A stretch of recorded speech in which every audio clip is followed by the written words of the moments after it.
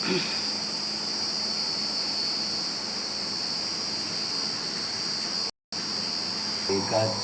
महाभयंकरा sushi Pundarikaksha पुनातु Pundarikaksha पुनातु Pundarikaksha पुनातु। ओम केशवाय नमः, ओम माधवाय नमः, ओम नारायणाय नमः। लीजिए हाथ धो लीजिए।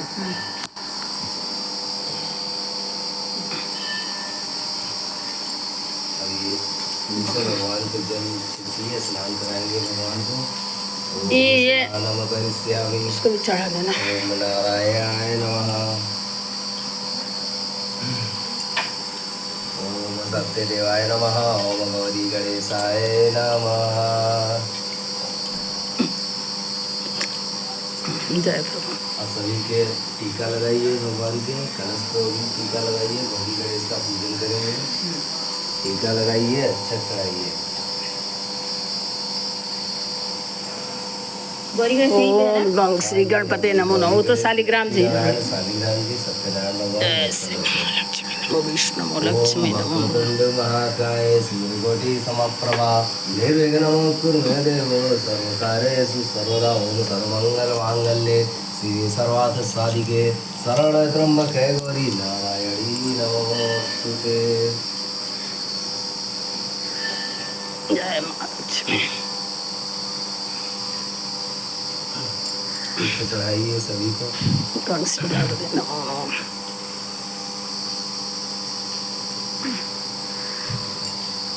जय श्री शालिग्राम जी की जय। चढ़ाइए, हाथ लगा लीजिए, गणेश भगवान को चढ़ाइए। एक ही ना? हाँ, हाथ लगा लीजिए आप लोग। ओम वस्त्राणी समर्पयामि, ये शालिग्राम जी को पहनाइए। ओम वस्त्राणी समर्पयामि, ये सप्तदेव को पहनाइए। ओम वस्त्राणी समर्पयामि, ओम नारायणाय नमः। अब जो है फल चढ़ाइए और मीठा चढ़ाइए। ये फल मीठा चढ़ाइए, हाथ लगा लीजिए आप। ओम फलानि अमृतफलम मिष्टान्नम समर्पयामि, ओम नारायणाय नमः। नैवेद्य चढ़ाइए, हाथ लगा लीजिए, एक इलायची सुपारी चढ़ाइए। ओम नैवेद्यम समर्पयामि, ओम सत्यदेवाय नमः। किनको चढ़ाएंगे? हाँ, यहीं पे बीच में रख लीजिए, सबको और ठीक हो जाएगा। बचा वाला भी चढ़ा ही लीजिए। ओम नैवेद्यम समर्पयामि, धूप जलाइए। सौनकादि 88,000 ऋषियों ने श्री सूर्य जी से पूछा, हे प्रभु, इस कलयुग में वेद विद्या रहित मनुष्यों को प्रभु भक्ति किस प्रकार मिलेगी तथा उनका उद्धार कैसे होगा? इसलिए हे मुनि, कोई ऐसा तप कहिए जिससे थोड़े समय में पुण्य प्राप्त हुए तथा मनवांछित फल मिले। वह कथा सुनने की हमारी परम इच्छा है। सर्वश्रेष्ठ ज्ञाता श्री सूर्य जी बोले, हे वैष्णव में पूज्य, आप सबने प्राणियों के हित की बात पूछी है। अब मैं उस श्रेष्ठ व्रत को आप लोगों से कहूँगा जिस व्रत को नारद जी ने लक्ष्मी नारायण से पूछा था और लक्ष्मीपति ने मुनि श्रेष्ठ नारद से कहा था। सो ध्यान से सुनो। एक समय योगी राज नारद जी दूसरों के हित की इच्छा से अनेक लोकों में घूमते हुए मृत्यु लोक में आ पहुँचे। यहाँ अनेक योनियों में जन्मे हुए प्राय सभी मनुष्यों को अपने कर्मों द्वारा अनेकों दुखों से पीड़ित देखकर सोचा कि इस यत्न के करने से निश्चय ही प्राणियों के दुखों का नाश हो सकेगा। ऐसा मन में सोचकर विष्णु लोक को गए। वहाँ श्वेत वर्ण और 4 भुजाओं वाले देवों के इस नारायण को देखकर, जिनके हाथों में शंख चक्र गदा और पद्म थे तथा वरमाला पहने हुए थे, स्तुति करने लगे, हे भगवान, आप अत्यंत शक्ति से संपन्न हैं। मन तथा वाणी भी आपको नहीं पा सकती। आपका आदि मध्य अंत नहीं है। निर्गुण स्वरूप सृष्टि के आदि भूत व भक्तों के दुखों को नष्ट करने वाले हो, आपको नमस्कार है। नारद जी से इस प्रकार की स्तुति सुनकर विष्णु भगवान बोले, हे मुनि श्रेष्ठ, आपके मन में क्या है? आपका किस कार्य के लिए आगमन हुआ है? निसंकोच कहो। तब नारद मुनि बोले, मृत्यु लोक में सब मनुष्य जो अनेक योनियों में पैदा हुए हैं अपने अपने कर्मों के द्वारा अनेक प्रकार के दुखों से दुखी हो रहे हैं।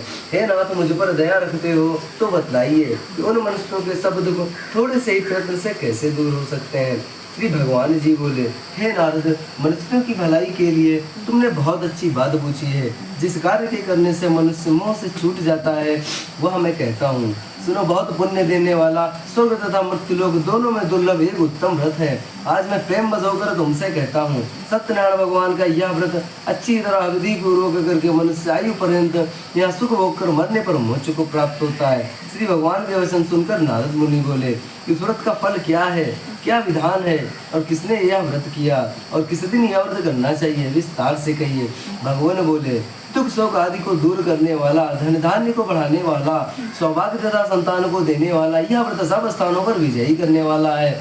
भक्ति और श्रद्धा के साथ किसी भी दिन मनुष्य श्री सत्यनारायण भगवान की प्रातः काल के समय ब्राह्मण और बंधुओं के साथ धर्म परायण होकर पूजा करे। भक्ति भाव से नैवेद्य केले का फल, घी, दूध और गेहूं का चूड़ समाया लेवे। गेहूं के अभाव में साठी का चूड़, शक्कर तथा गुड़ ले और सब भक्षण योग्य पदार्थ जमा करा के भगवान को अर्पण कर देवे तथा बंधुओं सहित ब्राह्मण को भोजन करावे, पश्चात स्वयं भोजन करे। नृत्य गीत आदि का आचरण कर सत्यनारायण भगवान का स्मरण करते हुए समय व्यतीत करे। इस तरह व्रत करने पर मनुष्यों की इच्छा निश्चय पूरी होती है। विशेष कर कलिकाल में भूमि पर यही मोक्ष का सरल उपाय है। बोले सत्यनारायण भगवान की जय। ऋषियों, जिसने पहले समय में इस व्रत को किया है उसका इतिहास कहता हूँ, ध्यान से सुनो। सुंदर काशीपुरी नगरी में एक अत्यंत निर्धन ब्राह्मण रहता था। वह भूख और प्यास से बेचैन हुआ नित्य पृथ्वी पर भ्रमण करता था। ब्राह्मणों से प्रेम करने वाले भगवान ने ब्राह्मण को दुखी देख पूरे ब्राह्मण का रूप धर उसके पास जा आदर के साथ पूछा, हे विप्र, नित्य दुखी हुआ पृथ्वी पर क्यों घूमता है? हे श्रेष्ठ ब्राह्मण, यह सब मुझसे कहो, मैं सुनना चाहता हूँ। ब्राह्मण बोला, मैं निर्धन ब्राह्मण हूँ, भिक्षा के लिए पृथ्वी पर फिरता हूँ। हे भगवान, यदि आप इसका उपाय जानते हो तो कृपा कर कहो। वृद्ध ब्राह्मण बोला कि सत्यनारायण भगवान मन वांछित फल देने वाले हैं, इसलिए हे ब्राह्मण तू उनका पूजन कर, जिसके करने से मनुष्य सब दुखों से मुक्त होता है। ब्राह्मण को व्रत का सारा विधान बतलाकर बूढ़े ब्राह्मण का रूप धारण करने वाले सत्यनारायण भगवान अंतर्धान हो गए। जिस व्रत को व्रत ब्राह्मण ने बतलाया है मैं उसको करूंगा, यह निश्चय करने पर उसे रात्रि में निद्रा भी नहीं आई। वह प्रातः काल उठ सत्यनारायण भगवान के व्रत का निश्चय कर भिक्षा के लिए चला। उसको भिक्षा में बहुत धन मिला, जिससे बंधु बांधव के साथ उसने सत्यनारायण भगवान का व्रत किया। इसके करने से वह ब्राह्मण सब दुखों से छूटकर अनेक प्रकार की संपत्तियों से युक्त हुआ। उस समय से वह ब्राह्मण हर मास व्रत करने लगा। इस तरह सत्यनारायण भगवान के व्रत को जो करेगा वह मनुष्य सब दुखों से छूट जाएगा। इस तरह नारद जी से नारायण का कहा हुआ व्रत मैंने तुमसे कहा। हे विप्र, मैं अब और क्या कहूँ? ऋषि बोले, हे मुनीश्वर, संसार में इस ब्राह्मण से सुनकर किस किसने इस व्रत को किया, हम यह सब सुनना चाहते हैं। इसके लिए हमारे मन में श्रद्धा है। सूत जी बोले, हे मुनियों, जिसने इस व्रत को किया है वो सब सुनो। एक समय का ब्राह्मण दोनों के अनुसार बंधु बांधव के साथ व्रत करने को तैयार हुआ। उसी समय एक लकड़ी बेचने वाला बूढ़ा आदमी आया और वह लकड़ियों को रखकर ब्राह्मण के मकान में गया। प्यास से दुखी लकड़हारा उनको व्रत करते देखकर ब्राह्मण को नमस्कार कर कहने लगा कि आप यह क्या कर रहे हैं और इसके करने से क्या फल मिलता है, कृपा करके मुझसे कहो। ब्राह्मण ने कहा, सब मनोकामनाओं को पूर्ण करने वाला यह सत्यनारायण भगवान का व्रत है। इसकी कृपा से मेरे यहाँ धन धान्य आदि की वृद्धि हुई है। ब्राह्मण से इस व्रत के बारे में जानकर लकड़हारा बहुत प्रसन्न हुआ। चरणामृत ले और प्रसाद खाने के पश्चात अपने घर को गया। लकड़हारे ने अपने मन में इस प्रकार संकल्प किया कि आज नगर में लकड़ी बेचने से जो धन मिलेगा उसी से सत्यनारायण देव का उत्तम व्रत करूंगा। यह मन में विचार कर वह बूढ़ा आदमी लकड़ी अपने सिर पर रखकर जिस नगर में धनवान लोग रहते थे वह ऐसे सुंदर नगर में गया। उस रोज वहां पर उसे उन लकड़ियों का दाम पहले दिनों से 4 गुना मिला। तब वह बूढ़ा लकड़हारा धन ले और अति प्रसन्न होकर पक्के केले की पुली, शक्कर की, दूध, दही और गेहूं का आटा इत्यादि सत्यनारायण भगवान के व्रत की कुल सामग्रियों को लेकर अपने घर गया। फिर उसने अपने भाइयों को बुलाकर विधि के साथ भगवान जी का पूजन और व्रत किया। उस व्रत के प्रभाव से वह बूढ़ा लकड़हारा धन पुत्र आदि से युक्त हुआ और संसार के समस्त सुख भोग कर वैकुंठ को चला गया। बोली सत्यनारायण भगवान की जय। जय ये अध्याय प्रारंभ होता है। सूत जी बोले, हे श्रेष्ठ मुनियों, अब आगे की कथा कहता हूँ सुनो। पहले समय में उल्का मुख नामक का एक बुद्धिमान राजा था। वह सत्यवक्ता और जितेंद्र था। प्रतिदिन देव स्थानों पर जाता तथा गरीबों को धन देकर उनके कष्ट दूर करता था। उसकी पत्नी कमल के समान मुख वाली और सती साध्वी थी। भद्रशिला नदी के तट पर उन दोनों ने श्री सत्यनारायण भगवान का व्रत किया। उस समय में वह एक साधु वैश्य आया। उसके पास व्यापार के लिए बहुत साधन था। वह नाव को किनारे पर ठहरा कर राजा के पास आ गया और राजा को व्रत करते हुए देखकर विनय के साथ पूछने लगा, हे राजन, भक्ति युक्त चित्त से आप यहाँ क्या कर रहे हैं? मेरी सुनने की इच्छा है, सो आप मुझे यह बताएं। राजा बोला, है साधु, अपने बांधवों के साथ पुत्रादि की प्राप्ति के लिए यह महाशक्तिवान सत्यनारायण भगवान का व्रत व पूजन किया जा रहा है। राजा के वचन सुनकर साधु आदर से बोला, हे राजन, मुझसे इसका सब विधान कहो, मैं भी आपके कथा अनुसार इस व्रत को करूंगा। मेरे भी कोई संतान नहीं है और इससे निश्चय ही होगी। राजा से सब विधान सुनो, व्यापार से निवृत्त हो वह आनंद के साथ घर गया। साधु ने अपनी वार्ता से संतान देने वाले इस व्रत का समाचार सुनाया और कहा कि जब मेरे संतान होगी तब मैं इस व्रत को करूंगा। साधु ने ऐसे वचन अपनी वार्ता लीलावती से कहे। एक दिन उसकी वार्ता लीलावती पति के साथ आनंदित हो सांसारिक धर्म में प्रवृत्त होकर सत्यनारायण भगवान की कृपा से गर्भवती हो गई तथा 10वें महीने में उसकी एक सुंदर कन्या का जन्म हुआ। दिनों दिन वह इस तरह बढ़ने लगी जैसे शुक्ल पक्ष का चंद्रमा बढ़ता है। कन्या का नाम कलावती रखा गया। तब लीलावती ने मीठे शब्दों में अपने पति से कहा कि जो आपने संकल्प किया था कि भगवान का व्रत करूंगा, अब आप उसे करिए। साधु बोला, हे प्रिय, इसके विवाह पर करूंगा। इस प्रकार अपनी पत्नी को आश्वासन दे वह नगर को गया। कलावती पितृगृह में वृद्धि को प्राप्त हो गई। साधु ने जब नगर में सखियों के साथ अपनी पुत्री को देखा तो तुरंत दूध बुलाकर कहा कि पुत्री के वास्ते कोई सुयोग्य वर देख कर लाओ। साधु की आज्ञा पाकर दूध कंचन नगर पहुंचा और वहां पर बड़ी खोज कर देखभाल कर पुत्री के लिए सुयोग्य वर को ले आया। उस सुयोग्य वर को देखकर साधु ने अपने बंधु बांधव सहित प्रसन्न चित्त होकर अपनी पुत्री का विवाह उसके साथ कर दिया। किंतु दुर्भाग्य से विवाह के समय भी उस व्रत को करना भूल गया। तब श्री भगवान क्रोधित हो गए और श्राप दिया कि तुम्हें दारुण दुख प्राप्त होगा। अपने कार्य में कुशल साधु बनिया जमाता सहित समुद्र के समीप स्थित रत्नपुर नगर में गया और वहाँ दोनों ससुर जमाई चंद्रकेतु राजा के उस नगर में व्यापार करने लगे।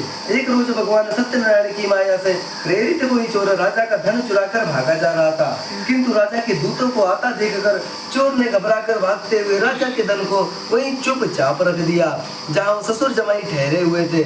जब दूतों ने उस साधु वैश्य के पास राजा के धन को रखा देखा तो वे दोनों को बांध कर ले गए और प्रसन्नता से दौड़ते हुए राजा के समीप जाकर बोले, यह दो चोर हम पकड़ कर लाए हैं, कृपया आज्ञा दें। तब राजा की आज्ञा से उनको कठोर कारावास में डाल दिया और उनका सब धन छीन लिया। सत्यनारायण भगवान के श्राप द्वारा उनकी पत्नी भी घर पर बहुत दुखी हुई और घर पर जो धन रखा था चोर चुरा कर ले गए। शारीरिक और मानसिक पीड़ा तथा भूख प्यास से अति दुखित हो अन्न की चिंता में कलावती एक ब्राह्मण के घर गई। वहां उसने सत्यनारायण भगवान का व्रत होते देख फिर कथा सुनी तथा प्रसाद ग्रहण कर रात्रि को घर आई। माता ने कलावती से कहा, हे पुत्री, अब तक कहाँ रही, वो तेरे मन में क्या है? कलावती बोली, हे माते, एक ब्राह्मण के घर से सत्यनारायण भगवान का व्रत देखा है। कन्या के वचन सुनकर लीलावती भगवान के पूजन की तैयारी करने लगी। लीलावती ने परिवार और बंधुओं सहित श्री सत्यनारायण भगवान का पूजन किया और वर मांगा कि मेरे पति और दामाद शीघ्र घर आ जाए। साथ ही प्रार्थना की कि हम सबका अपराध क्षमा करो। सत्यनारायण भगवान इस व्रत से संतुष्ट हो गए और राजा चंद्रकेतु को स्वप्न में दर्शन देकर कहा, हे राजन, दोनों वैश्यों को प्रातः ही छोड़ दो और उनका सब धन जो तुमने ग्रहण किया उन्हें पुनः वापस दे दो, नहीं तो मैं तेरा धन राज्य पुत्र आदि सब नष्ट कर दूंगा। राजा से ऐसे वचन कहकर भगवान अंतर्धान हो गए। प्रातः काल राजा चंद्रकेतु ने सभा में अपना स्वप्न सुनाया। फिर दोनों बड़े पुत्रों को कैद से मुक्त कर सभा में बुलाया। दोनों ने आते ही राजा को नमस्कार किया। राजा मीठे वचनों से बोला, हे महानुभावों, भाग्यवश ऐसा कठिन दुख प्राप्त हुआ है, अब तुम्हें कोई भय नहीं। ऐसा कहकर राजा ने उनको नए नए वस्त्राभूषण पहनाए तथा उनका जितना धन लिया था उसे से दोगुना धन देकर आदर सहित विदा किया। दोनों वैश्य अपने घर को चल दिए। बोली सत्यनारायण भगवान की जय। विश्राम होता है।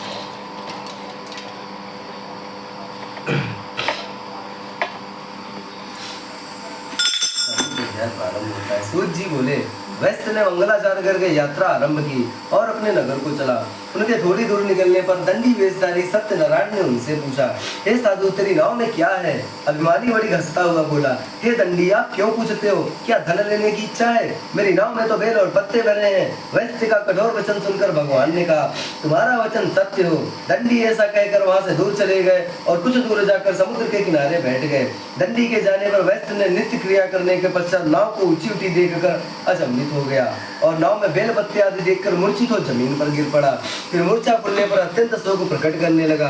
तब उसका दामाद बोला कि आप शोक ना करें, यह दंडी का श्राप है, अतः उनकी शरण में चलना चाहिए, तभी हमारी मनोकामना पूर्ण होगी। दामाद के वचन सुनो साधु वड़िकदंडी के पास पहुंचा और अत्यंत भक्ति भाव से नमस्कार करके बोला, हे भगवान, आपकी माया से मोहित ब्रह्मा आदि भी आपके रूप को नहीं जानते, तब मैं ज्ञानी कैसे जान सकता हूँ।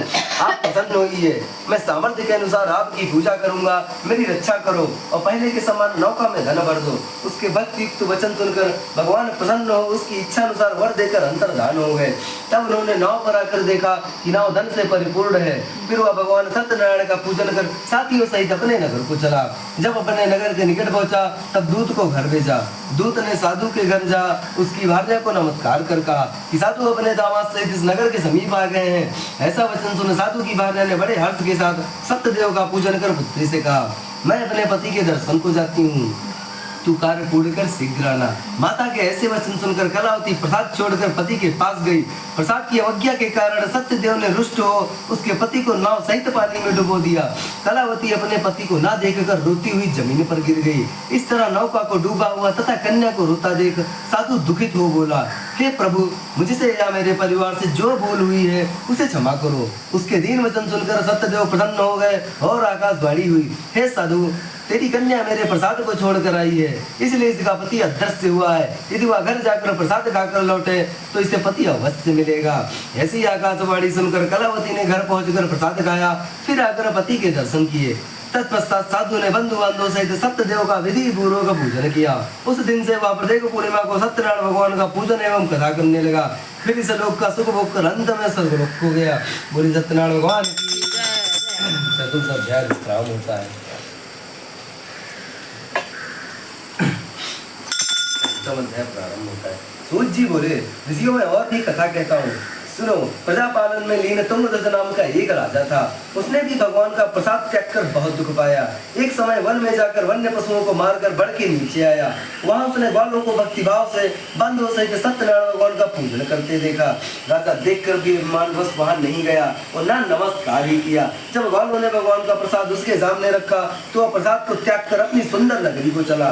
वहीं उसने अपना सब कुछ नष्ट पाया तो वह जान गया यह सब भगवान की लीला है। तब वह विश्वास कर ग्वालों समीप गया और विधि पूर्वक पूजन कर प्रसाद खाया तो सत्यदेव की कृपा से पहले जैसा था वैसा ही हो गया। फिर दीर्घ काल तक सुख भोग कर मरने पर स्वर्गलोक हो गया। जो मनुष्य से परम दुर्लभ व्रत को करेगा भगवान की कृपा से उसे धन दान की प्राप्ति होती है तथा सब मनोरथ पूर्ण होकर अंत में वैकुंठ धाम को जाता है। जिन्होंने पहले इस व्रत को किया अब उनके दूसरे जन्म की कथा कहता हूँ। वृद्ध सतानंद ब्राह्मण ने सुदामा का जन्म लेकर मनुष्य को पाया। उल्का मुख नाम का राजा दशरथ होकर वैकुंठ को प्राप्त हुआ। साधु नाम के वैश्य ने मूर्ध्वज बनकर अपने पुत्र को हारे से चीरकर मोक्ष को प्राप्त किया। महाराजा तुंगध्वज ने स्वयंभू होकर भगवान में भक्ति युक्त कर्म कर मोक्ष प्राप्त किया। इति सत्यनारायण व्रत कथायां संपूर्णम। बोले सत्यनारायण भगवान की जय। फूल अच्छे हाथ में ले लीजिए, क्षमाया स्नान करते हैं भगवान से।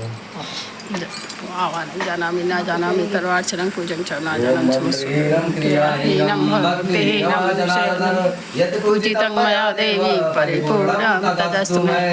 ओम कायेन वाचा मनसेन्द्रियेण वा बुद्ध्यात्मना वा प्रकृति स्वभावत करोमि यद्यत् सकलं परस्मै नारायणाय समर्पयामि। समर्पित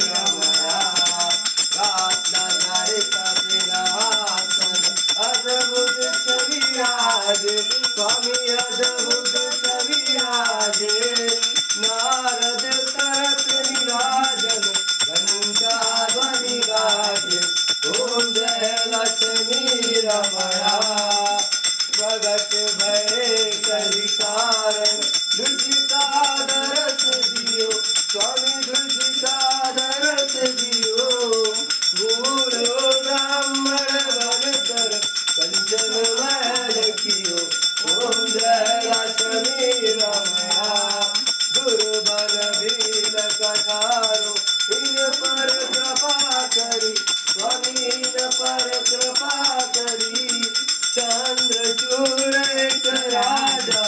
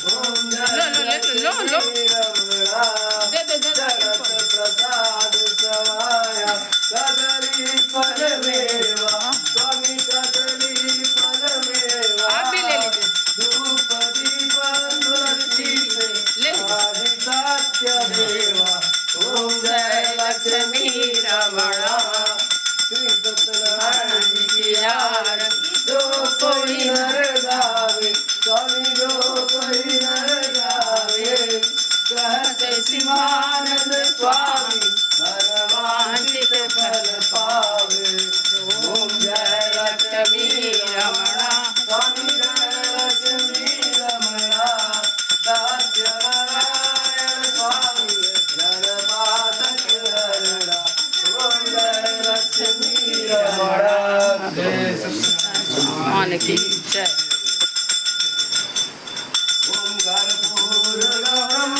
करुणावतारं संसार सारं भुजगेन्द्रहारं सदा वसन्तं हृदयारविन्दे भवं सहितं नमामि। त्वमेव माता सतिता त्वमेव त्वमेव बन्धु चिरसखा त्वमेव त्वमेव विद्या द्रविणं त्वमेव त्वमेव सर्वं मम देव देव। बोले सत्यनारायण की जय लक्ष्मी मैया की जय राम की जय राम की जय राज के आनंद की जय। हर हर महादेव। हर हर महादेव, हर हर महादेव।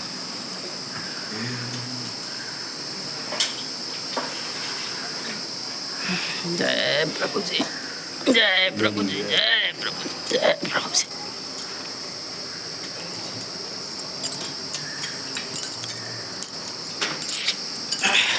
ऐसे सत्यनारायण स्वामी की जय।